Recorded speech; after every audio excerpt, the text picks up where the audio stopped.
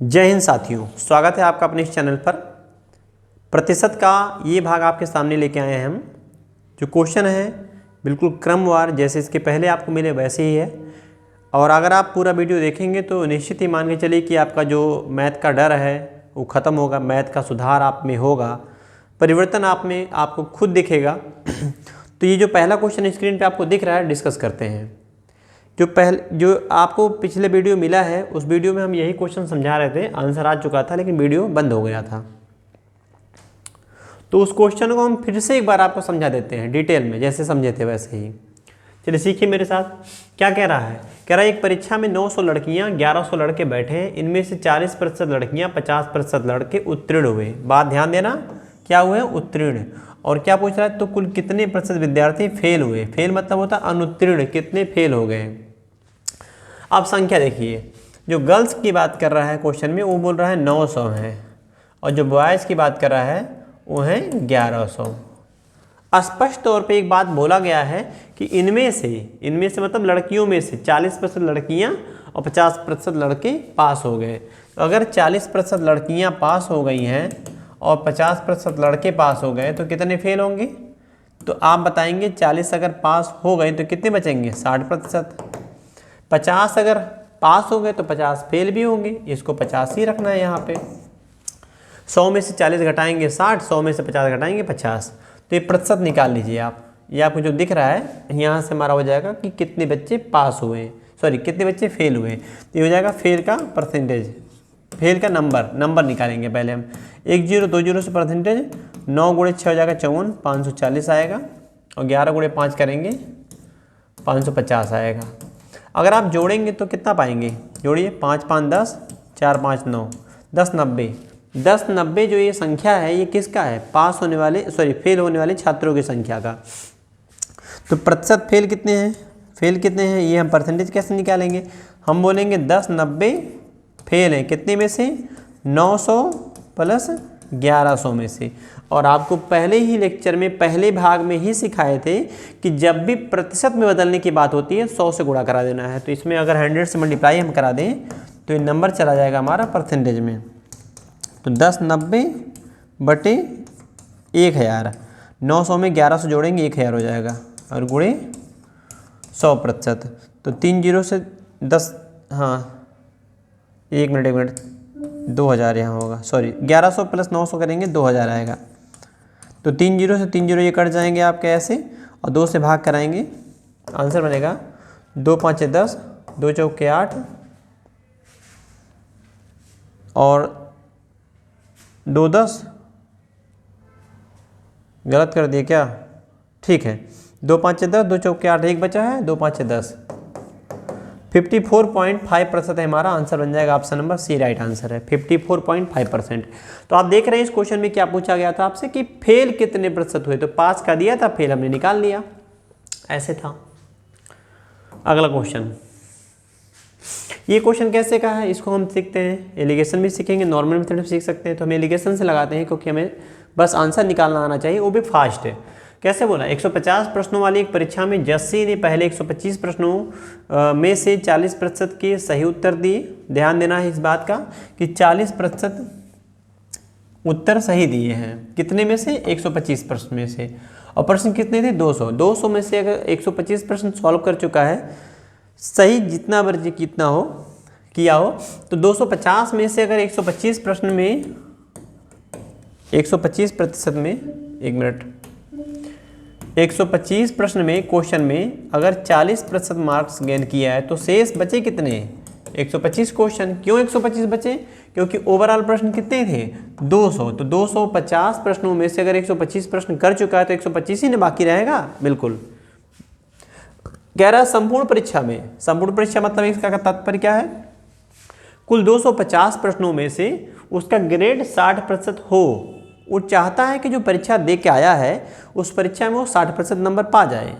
तो 60% पाने के लिए कह रहा शेष 125 प्रश्नों में से कितने प्रतिशत के उत्तर सही देने होंगे उसको। ये क्वेश्चन है आपका। तो ओवरऑल कितना पाना है इस बच्चे को? 60%। आप देखिएगा मेरे साथ, बहुत ईजी होता है, तुरंत समझ जाएंगे, फटाक से आंसर आ जाएगा। यहाँ देख रहे हैं 125, यहाँ 125, तो इसका मतलब रेशियो कितना हो गया? सेम हो गया। कह रहा है यहाँ 40 है, यहाँ कितना नंबर आए जिसे जोड़ने पे दोनों का मिला के 60% बन जाए। रेशियो प्रश्नों की संख्या का समान हो गया तो 40 और 60 का अंतर कितना आएगा, अंतर आएगा 20। तो अगर जितना यहाँ है उतना ही यहाँ है तो यहाँ का नंबर समान होना चाहिए। अगर 20 आ गया तो ये रेशियो 1:1 होना चाहिए। अगर 1 में 20 आ गया तो यहाँ भी 1 में 20 आएगा। तो 20 कैसे आएगा, 40 से ये बड़ा हो गया ना, 40 से ये बड़ा 60 हो गया तो इस 60 से यहाँ बड़ा होगा। तो 60 से अंतर यहाँ एक ऐसी संख्या रखिए, जिसका अंतर 60 में से लेने पे 20 आए। तो यहाँ कितना रख दें, 80 रख देना चाहिए आपका आंसर।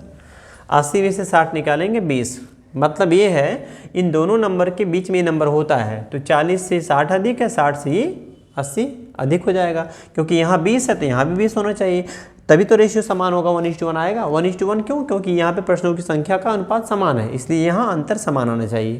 तो हमारा आंसर आ जाएगा कितना जल्दी आ गया आंसर। अगर आप चाहते हैं कि ऐसे नहीं लगाएंगे तब भी आपका आंसर आ जाएगा, बस आपको कैलकुलेट करना पड़ेगा। चलिए हम लिख के उसको भी समझा देते हैं।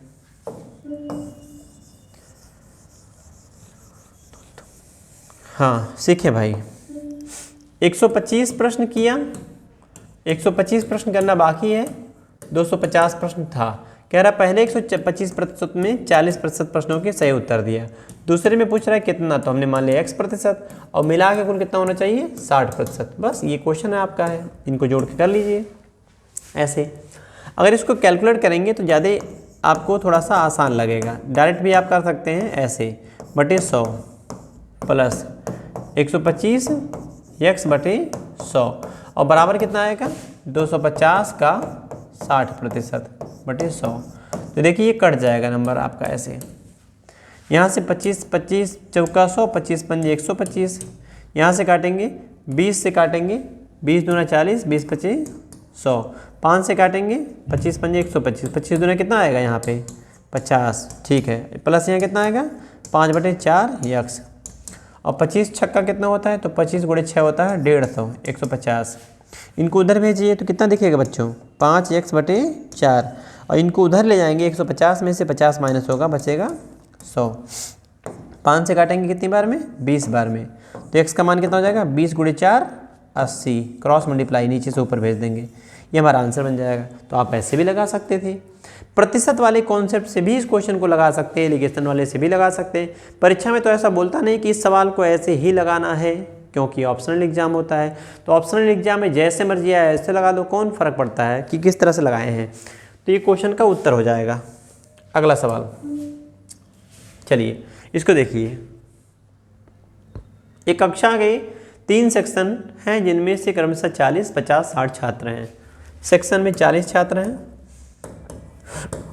50-60 छात्र हैं, 60 छात्र हैं। इनमें से क्रमशः 10% विद्यार्थी उत्तीर्ण हुए, तो पूरी कक्षा में कितने प्रतिशत विद्यार्थी उत्तीर्ण हुए।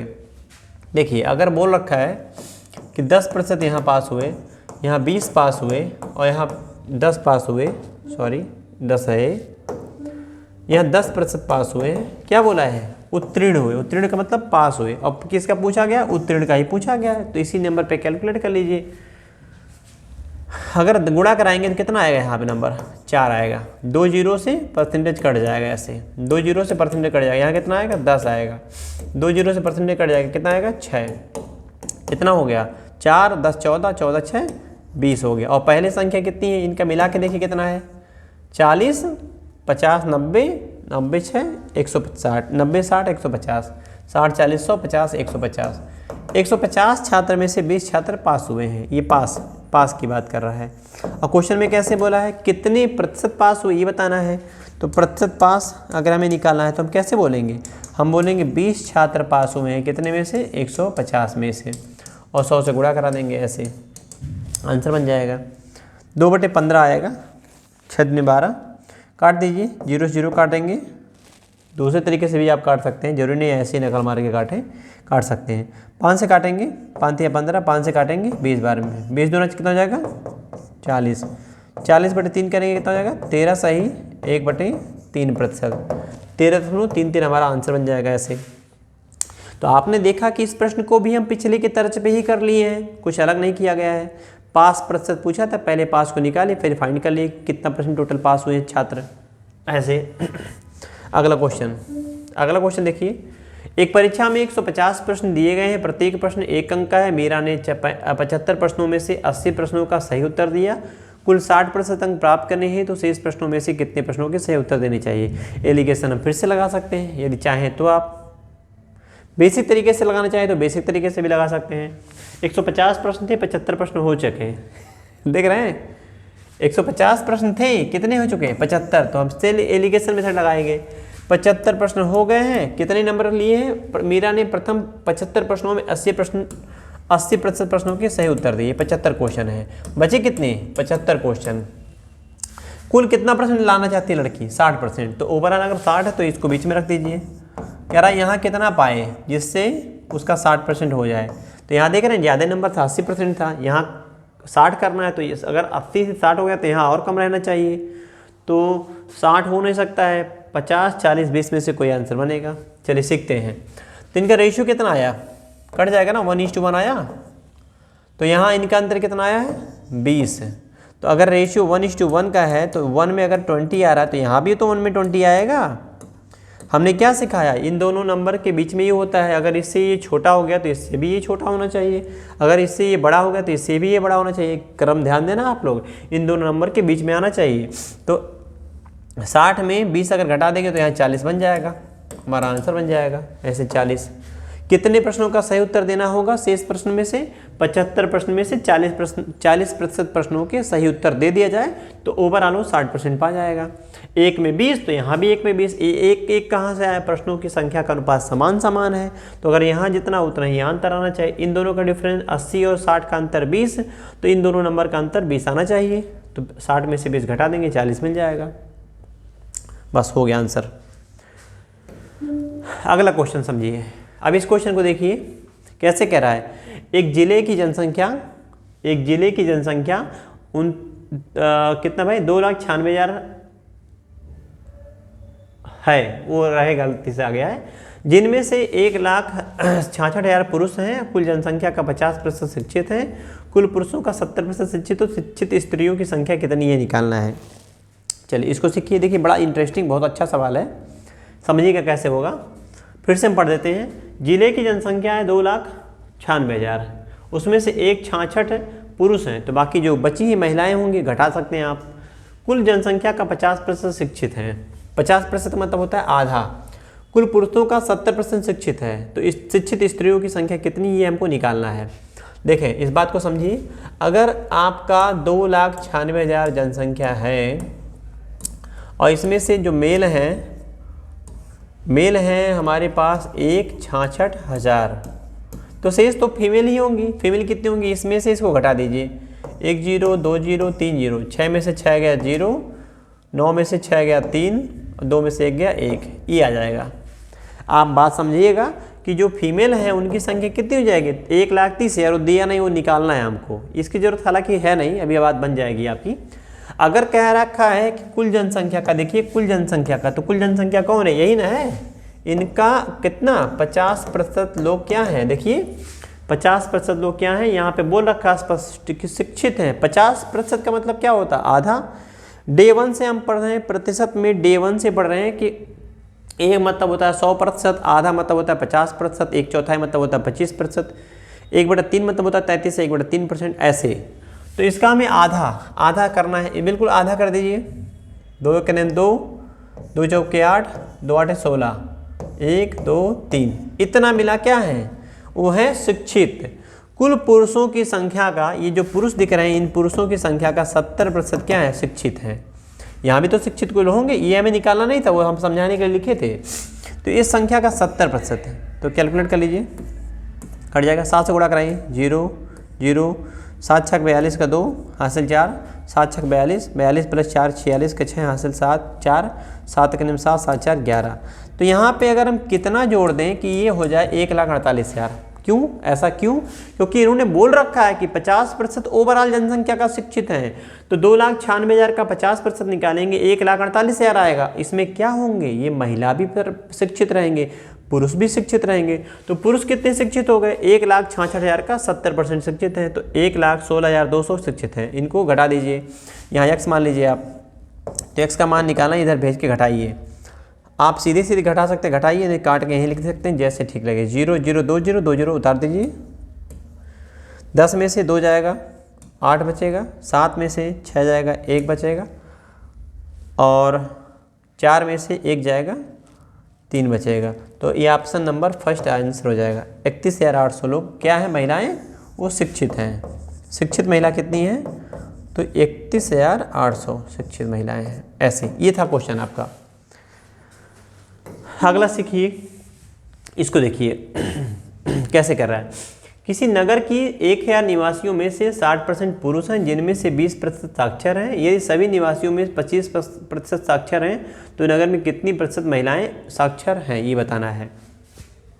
अब आप सोचिए, अगर 1,000 थे और 1,000 का 60% पुरुष हैं, जिनमें से 60% पुरुष हैं, अगर ये मेल हो गए 60% तो फीमेल कितनी आएंगी, 40। सही है। 1,000 में से 60%, तो 1,000 का 60% कितना आएगा, 600। 1,000 का 40% कितना आएगा, 400। क्वेश्चन ऐसे हो गया कि 1,000 कुल आबादी गांव की है, नगर की है, उसमें से 600 पुरुष हैं और 400 महिलाएं हैं। यहाँ तक क्लियर हो गया है। इसके आगे कैसे बोला है, जिनमें से 20% साक्षर है। जिनमें से मतलब ये पुरुषों में से, कह रखा ना 60% पुरुष हैं, जिनमें से किसके लिए आया, पुरुषों के लिए आया है। इनमें से ये जो व्यक्ति हैं, इनका 20% क्या है, साक्षर है। तो 20% निकालिए, कैलकुलेट करिए। 6 दूनी 12, 120। 120 क्या है, साक्षर हैं, पढ़े लिखे हैं। यदि सभी निवासियों में से 25% साक्षर हैं, सभी निवासी क्या हैं, ये हैं। सभी निवासी का कितना परसेंट, 25% है। तो आप बताइए 1,000 का 25%, 2 0 कट जाएगा, कितना आएगा, 250। 250 क्या है, ये है कुल साक्षर, जिसमें महिला भी रहेंगे, पुरुष भी रहेंगे। लेकिन आप देख रहे हैं पुरुष तो हमारे 120 हैं साक्षर, तो यहाँ पे फीमेल कितनी हो जाएंगी। फीमेल साक्षर की बात करेंगे, अगर x मान लेते हैं तो इनको उधर भेज दीजिए। पुरुष 120 साक्षर, महिला कितनी साक्षर नहीं पता, दोनों मिला के महिला पुरुष 250। 250 कहाँ से आया, 1,000 का 25% कुल बोल रखा है, सभी निवासियों का 25% साक्षर था। तो 1,000 का 25% साक्षर 250 आएगा। 120 प्लस ये मिला के 250, तो x का मान कितना आएगा, 130। हमसे 130 संख्या नहीं पूछा है, हमसे पूछा कितनी प्रतिशत महिलाएं साक्षर है। ये देखिए महिलाएं साक्षर है, तो महिलाएं कितनी थी, 4। तो महिला साक्षर, महिला साक्षर कैसे निकालेंगे हम निकालेंगे 400 में से 130, और किस में कन्वर्ट करना है, प्रतिशत में। तो इसके लिए हम गुणा कराएंगे 100 से, 2 0 से 2 0 कट जाएगा, 4 से भाग कराएंगे, 4 3 12, 1 13, 4 2 8, 4 5 20, 32.5%। पहला, दूसरा, तीसरा ऑप्शन 32.5%। ऐसे निकाल लीजिए, देखिए हो गया आपका। तो ये बिल्कुल क्रम से एक एक स्टेप समझाएं आपको, बहुत आराम से। ये मान के चलने कि आपको मैथ बहुत कम आता है, तो जो नए लोग हैं उनको एक क्रम से ही पढ़ना चाहिए, ताकि उनका इम्प्रूवमेंट हो, ग्रोथ हो। ऐसे बहुत सारे छात्र आते हैं जिनको जोड़ घटाना गुणा भाग नहीं आता, बेसिक कैलकुलेशन नहीं आता है, इक्वल टू के दाहिने बाएं कैसे करते हैं, कब काटते हैं, चीज़ें नहीं आती हैं, तो उनको मैथ पहाड़ जैसा लगता है। तो उनका इम्प्रूवमेंट कैसे होगा, सुधार कैसे होगा, अगर वो बेसिक से एक क्रम से पढ़ना शुरू करें तो धीरे धीरे वो देखेंगे कि उनका सुधार हो जाएगा, मैथ में उनकी रुचि आएगी, मैथ उनको भी आने लगेगा। तो आपको बिल्कुल एक क्रम से ही पढ़ना है, ताकि जो है बहुत कॉन्सेप्ट अच्छे से इसका क्लियर हो जाए। चलिए अगला क्वेश्चन देखते हैं। एक व्यक्ति अपनी कुल आय का 20% भोजन पर, इस क्वेश्चन को देखिए, 20% भोजन पर, 25% बच्चों की शिक्षा पर और 15% वस्त्र पर। बोला ना, व्यक्ति अपनी कुल आय का भोजन पर, कुल आय का बच्चों की शिक्षा पर, कुल आय का वस्त्र पर खर्च करता है। तो अगर ये खर्च कर दिए, इनकी खर्च की बात करेंगे, खर्च ये है, जोड़ दीजिए खर्च, 20% एक जगह खर्च किए, 25 एक जगह खर्चा किए, 15 एक जगह खर्चा किए, 15 25 40 20 60, कितने परसेंट खर्चे हो चुके हैं, 60%। आप जानते हैं किसी व्यक्ति की आय कितनी होती है, यहाँ हम लिख के दिखाते हैं आपको। आय में क्या क्या चीज़ें होती हैं, आय में होता है व्यय, यानी खर्चा, जितना खर्चा करते हैं वो होता है, प्लस जितना बचाते हैं वो होता है। आय को कहते हैं व्यय और बचत का सम्मिलित रूप, यानी कि बचत और व्यय मिला के बनता है आय। तो आय में से अगर व्यय निकल जाएगा तो बचत बचेगा। तो हम कैसे करेंगे, अगर इसकी बचत की बात करेंगे, आप सोचिए अगर हम आपसे पूछें या कहें कि भाई 60% आपने खर्चा कर दिया, कितना बचाएंगे, तो 100 में से 60 खर्चा बचेगा 40%।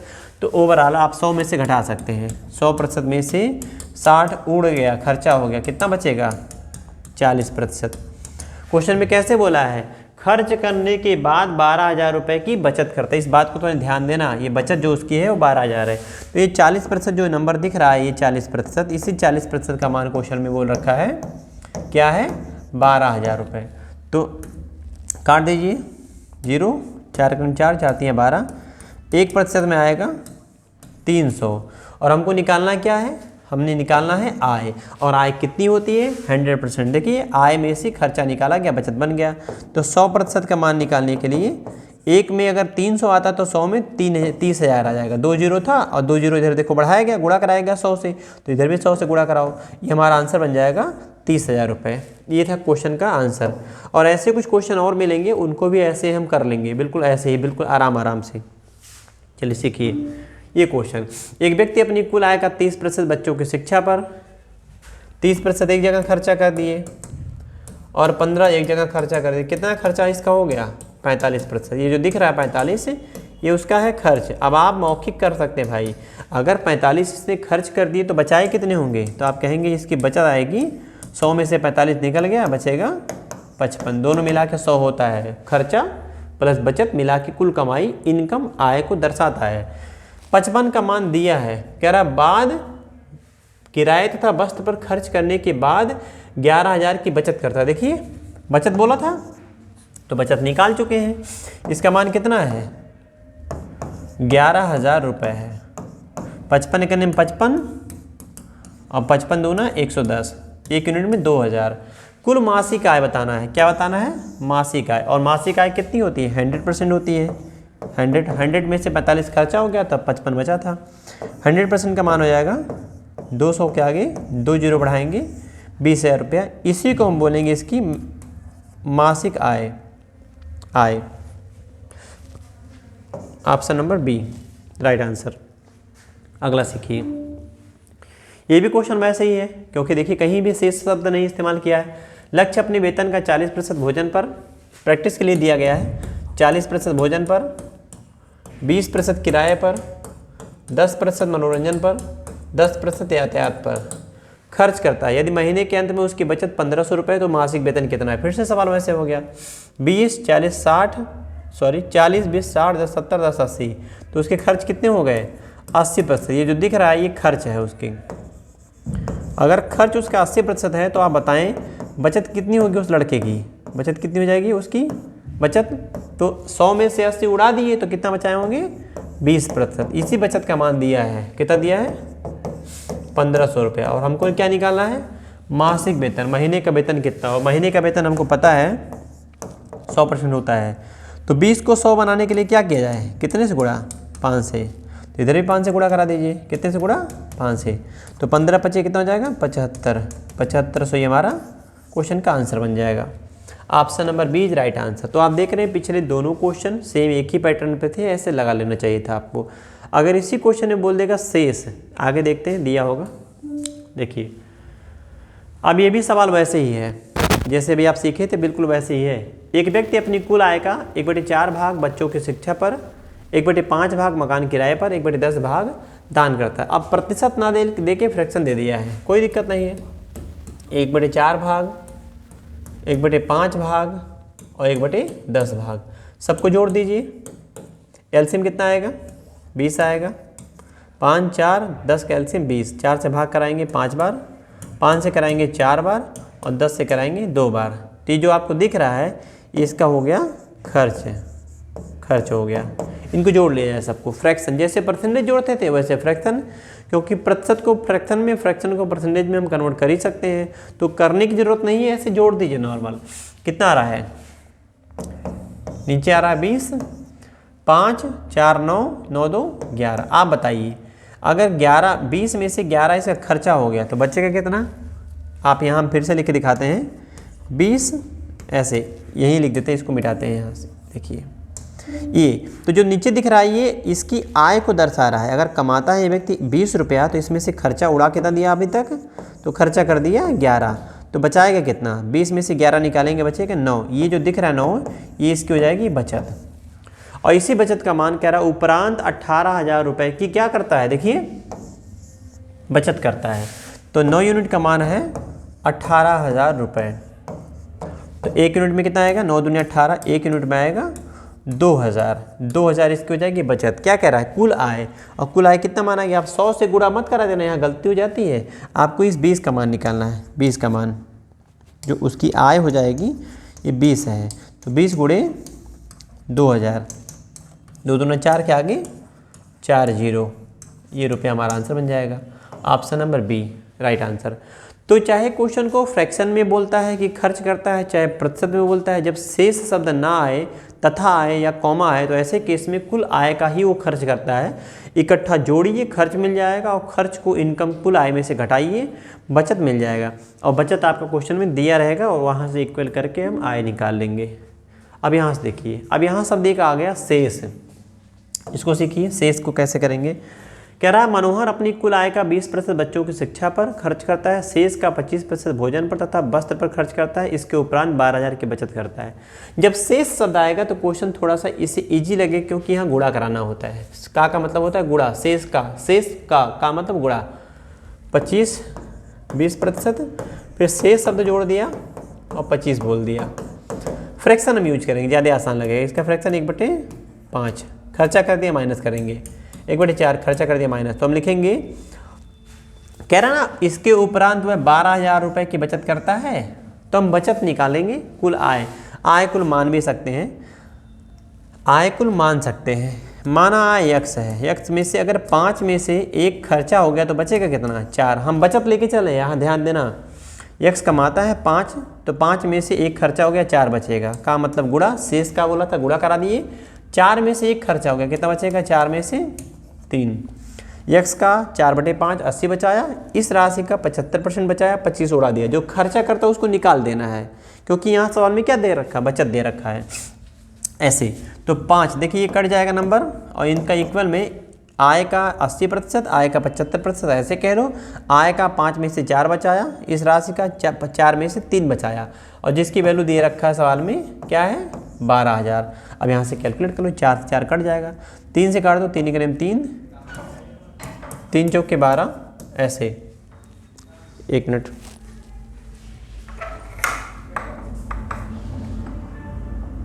क्या हुआ, सॉरी, देखिए फिर से 3 से काटेंगे, 4 बार में कट जाएगा। अब गुणा कराइए, x बराबर 5 गुणे 4,000, तो कितना हो जाएगा, 5 चौके 20। ये जो 20 दिख रहा है 20,000, ये इसकी हो जाएगी इनकम, क्योंकि x रुपया हम इसमें मान चुके थे इनकम। ऐसे कर लीजिए आप, ऐसे ये हो गया आंसर। 5 में 3 रुपया बचाया था, 2 खर्चा कर दिया, खर्चा भी दे सकता है आपका, तो इसका आंसर हो जाएगा 20,000, 4 जीरो। अगला क्वेश्चन, सेम क्वेश्चन फिर से हो गया। 20% खर्चा करता मकान किराए पर तथा शेष का, फिर से बोल दिया ना शब्द शेष का, जब शेष शब्द आएगा तो घटा घटा के करना है। 20% खर्चा किया, फिर शेष बोल दिया, 70 खर्चा किया। यदि 3600 रुपये की बचत करती है, देखिए बचत करती तो उसकी कुल आय कितनी है, तो इसका फ्रैक्शन लिख लीजिए, ज़्यादा आसान लगेगा। नहीं अगर लिख पाते हैं फ्रैक्शन तो x मान लीजिएगा।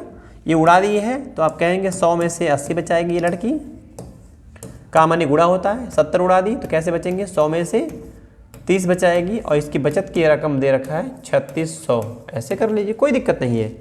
आप चाहे शुरू में काटो चाहे लास्ट में काटो, काटना तो पड़ेगा ही आपको। आप ऐसे करके कर लीजिए।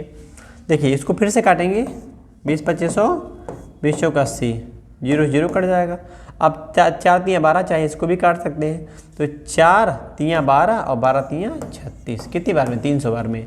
तो x बराबर हो जाएगा 5 गुणे 10 50 और गुणे 300, तो 3 5 15, 15 के आगे 3 जीरो, 15,000 रुपये हमारा क्या हो जाएगा, आय हो जाएगा, इनकम हो जाएगा। बस कुल इनकम निकालना था, x माना गया तो x का मान 15,000 आ जाएगा। x नहीं मानेंगे तब भी आ जाएगा, ऐसा नहीं कि मान के ही करो आप। ऐसे 4/5 लिख दीजिए, 3/10 लिख दीजिए, काटना हो 2 दूना 4, 2 5 10 काट दीजिए, 2 3 6, 6/25 कर दीजिए, ऐसे भी हो जाएगा, चलेगा। इस क्वेश्चन को देखिए, एक व्यक्ति अपनी आय का 75% खर्च करता है यदि उसकी आय में 20% की वृद्धि। अब क्वेश्चन बदलाव हो गया, तो क्वेश्चन में जो बदलाव हुआ उसको हम सिखाते हैं कि कैसे इसको करेंगे। बोला ना, एक व्यक्ति अपनी आय का कितना खर्च करता है और बचत कितनी करता है, ये देखिएगा। अगर इसने बोल रखा है कि 75% खर्च करता है तो बचाता कितना होगा, 25%। क्यों? क्योंकि व्यक्ति की इनकम कितनी होती है, 100% होती है। 100 में से अगर 25 उड़ गया, खर्चा हो गया, तो बचेगा 25%। ये सबको आता है इतना, आप कर सकते हैं। यहाँ से रेशियो में भी इनको तब्दील कर सकते हैं, चेंज कर सकते हैं, बदल सकते हैं। अब क्वेश्चन में जैसे बोला है, आप रेशियो में चेंज करना चाहें तो चेंज कर सकते हैं। चलिए हम चेंज करके दिखा देते हैं। 25 सेकेंड 25, 25 3 75 और 25 चौका 100। 4 रुपये कमाते हैं, 3 खर्चा हो गया, 1 बचा। कह रहा है इसकी आय में 20% की वृद्धि। ये जो आय है ये 20% बढ़ गया, 20% बढ़ गया। खर्च में 10% की वृद्धि हो गई, इसका जो खर्च है वो 10% बढ़ गया। ऐसे आप कर लीजिए, कोई दिक्कत नहीं है, ऐसे भी चलेगा, आंसर आ जाएगा। तो आप देखिए ये खर्चा बढ़ रहा है और खर्चा आप जानते हैं कि घटता है। तरीके यहाँ से कई निकलते हैं। हम मल्टीपल 100 मान के भी काम कर सकते हैं। अगर हम 4 का 20% निकालें तो 20 चौका 80.8 आएगा। आप मन में अगर कर सकते तो कर लो। ये इनकी कमाई बढ़ी, खर्चा 3 का 10% निकालेंगे 0.3 आएगा। आप सोचो कि अगर 80 पैसा इसका इनकम बढ़ा है और 30% खर्चा बढ़ गया, तो 80 में से अगर इतना खर्च हो गया तो कितना बचेगा, 0.5 बचेगा। ये कितने पे, यानी कि ये बढ़ गया, इसकी बचत है, ये बचत बढ़ गई। पहले 1 बचाता था, आधा और एक्स्ट्रा बचाएगा, तो कितनी वृद्धि हुई बचत में, प्लस में है ना, ये प्लस में है, ये माइनस में है, तो माइनस ये प्लस में आएगा। तो 0.5 की वृद्धि है। 1 से और 100 से गुणा करा देंगे, परसेंटेज में कन्वर्ट हो जाएगा। एक तरीका तो ये होता है, 0 से 10 में बढ़ जाएगा, 5 × 10 करेंगे 50% हो जाएगा, आंसर बन जाएगा। ऐसे भी कर लो आप, कोई दिक्कत नहीं, आप ऐसे भी लगा सकते हैं। तो एक तरीका तो ये हो गया। दूसरा हो गया कि आप इसको मानिए, इसको कुछ मानिए। चलिए हम फिर से दिखाते हैं। ये व्यक्ति की हो गई आय यहाँ पे, और यहाँ हो गया खर्च, और ये हो गया बचत। ऐसे अगर आप चाहें तो मान सकते हैं, ये 75% अगर खर्च किया है तो 100% कमाता रहा होगा और ये 25% बचाता रहा होगा। तो 175 ऐसे भी मान सकते हैं। काट के जैसा हमने बोला था आपसे कि छोटा कर लीजिए, तो रेशियो 4 संबंध है, 3 संबंध है 1, 25 से काट दीजिए, कट जाएगा। अब कैलकुलेशन अगर कठिन लग रहा है आपको तो आप यहाँ पे जो क्या करिए, 00 बढ़ा दीजिए। आप ऐसे भी कर सकते हैं, 00 बढ़ा सकते हैं। इसको 4 तो मान सकते हैं कमाई, 300 खर्चा, 100 रुपये बचत। जैसे बोला है कि 10% इसकी इनकम बढ़ जाती है तो कितना हो जाएगा, 400 का 10% 40 आता है, 40 जोड़ दीजिए, चाहे 110 निकाल लीजिए। अगर 300 का ये बढ़ गया है, कितना परसेंट बचत बढ़ा है, एक मिनट गलत हो गया। ये यहाँ पे 20% बोला है, देखिए इसके पहले सही किए थे 20%। अगर 20% बढ़ जाता है तो 120 हो जाएगा, और ये 10% बढ़ा है तो 300 का 110% हो जाएगा।